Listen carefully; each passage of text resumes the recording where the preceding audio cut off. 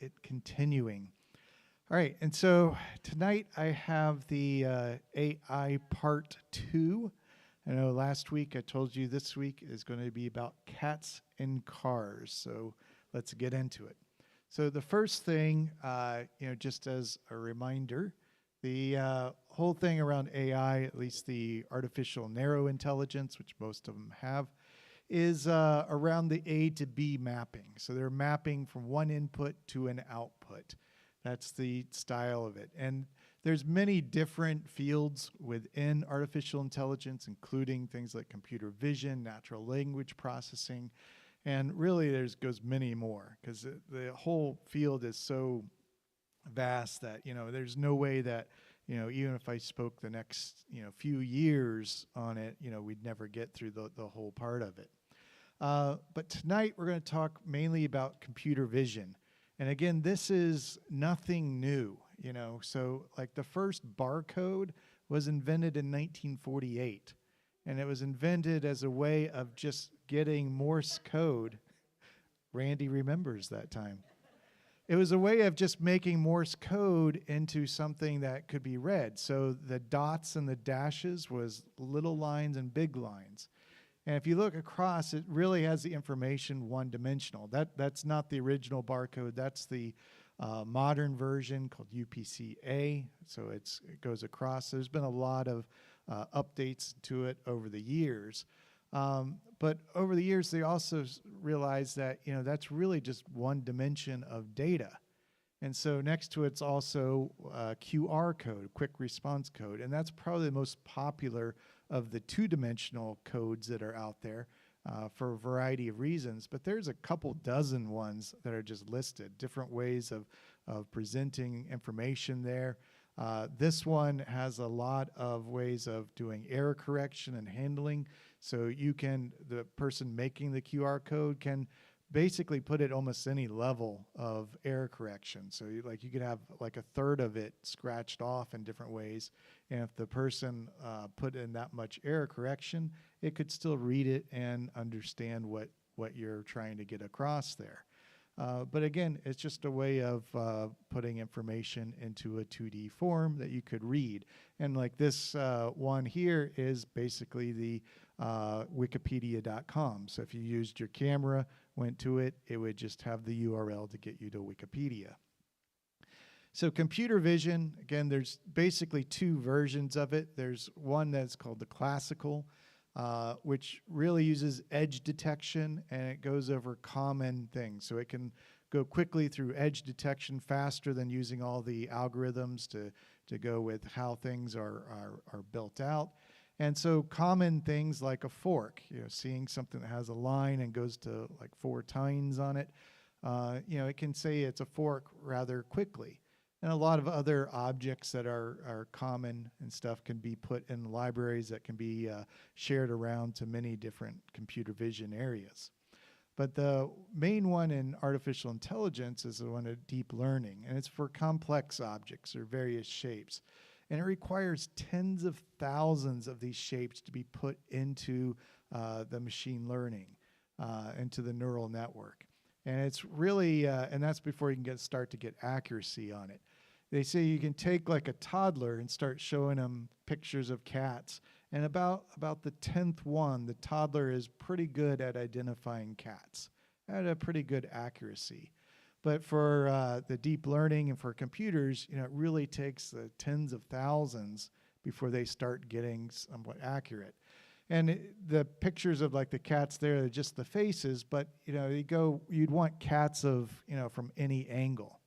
And if you look at it on a conceptual side, think of it again as doing like the edge detection and it building like this 3D version of a cat in there and finding the different angles until it can, identify what it sees, in a picture. That's not at all what the neural network is doing, but conceptually it kind of gets that idea across. The neural network, again, is just a lot of different nodes and how it goes across.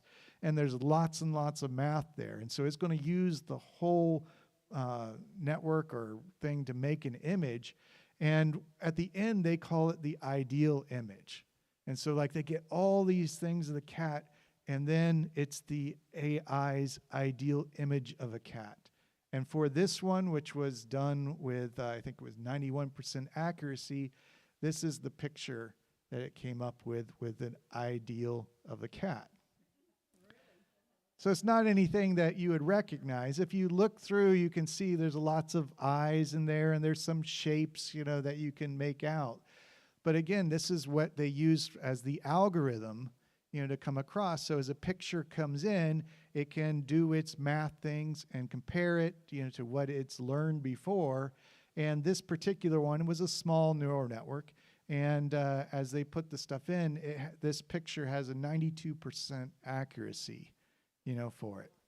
As another example, the next one I'll go up is another animal. I'll give you that as a hint. But this is the picture that it has of this animal with an 89% accuracy. Anybody want to guess?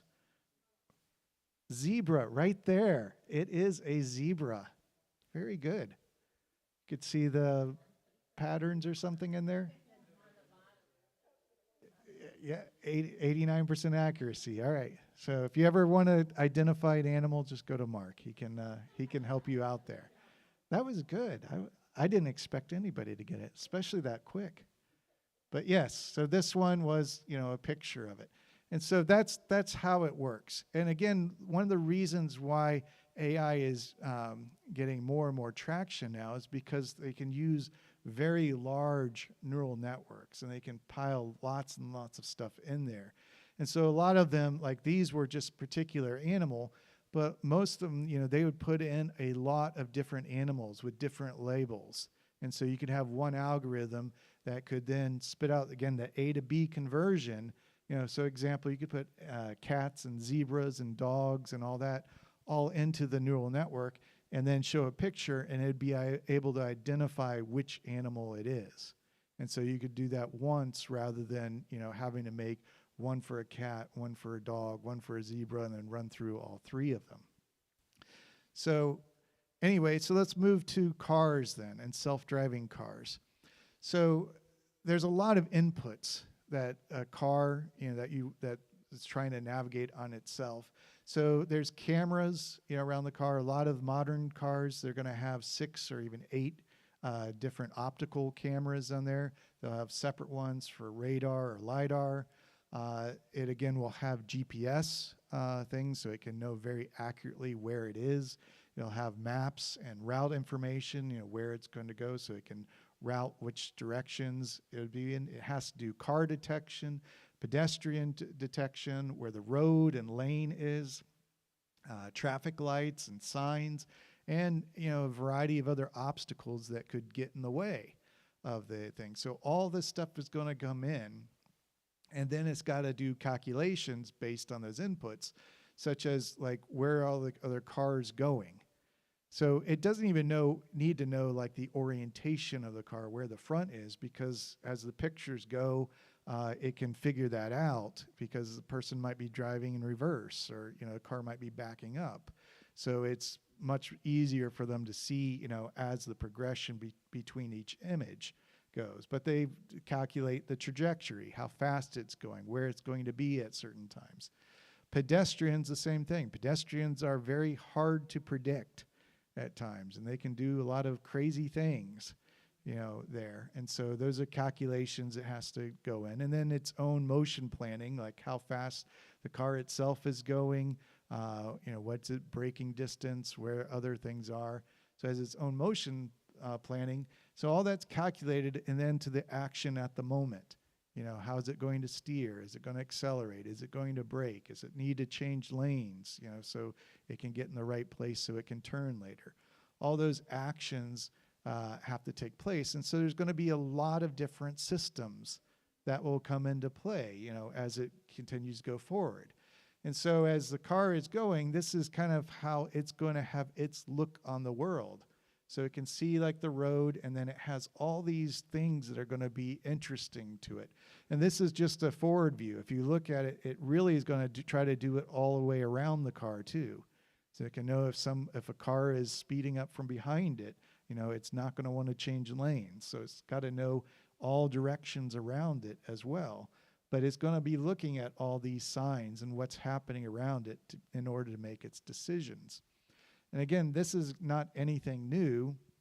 The first cars, navigating was in the 90s or so. And it's had millions and millions and millions of miles of training, all the things that have come to it. And this really brings about a lot of things in ethics, too. If you look at, the resistance that some may have to this coming, a lot of it is around the ethics of, what happens if it crashes, who's going to, pay the insurance bills, whatever else happens. But you can see this is progressing and coming. Just like at the beginning of the century, there were a lot of people that didn't want to see the horse or the primary horse-driven transportation, go away, and all these newfangled automobiles and people speeding around the horses, scaring the horses with their stuff and everything else. There was a lot of resistance to that. But that happened, and there's many different thoughts on it. Some put it over a 50-year period. A lot of others put it at a 20-year period, really at the turn of the century, from like 1901 to 1920. But it was in 1908 that in Manhattan, the cars took over the majority of the things there. And then later they'd have to make laws around, whether you could have horses, on the public roads because of how much automobiles had taken over. Many may have seen comparisons, between human driving and the autonomous driving.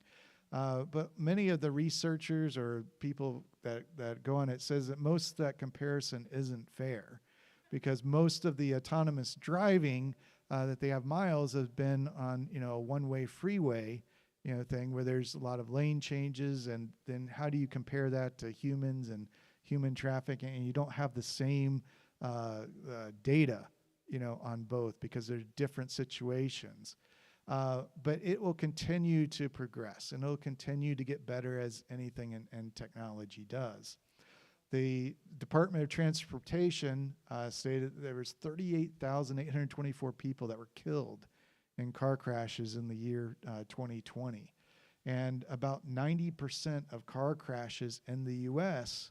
are thought to have some level of driver error as the cause of it.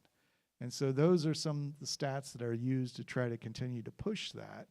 But it goes back to, where we are, as Christians. We don't have to put, faith in a car or, or some programming thing behind it. It's like that's, again, something that we have authority over, and something that we don't have to be scared about either. Because, again, our faith is built in Christ, and what he has for us, not in a computer algorithm. All right, that's the end of it for this week. Next time, we'll talk more about Gen AI, the generative part of AI.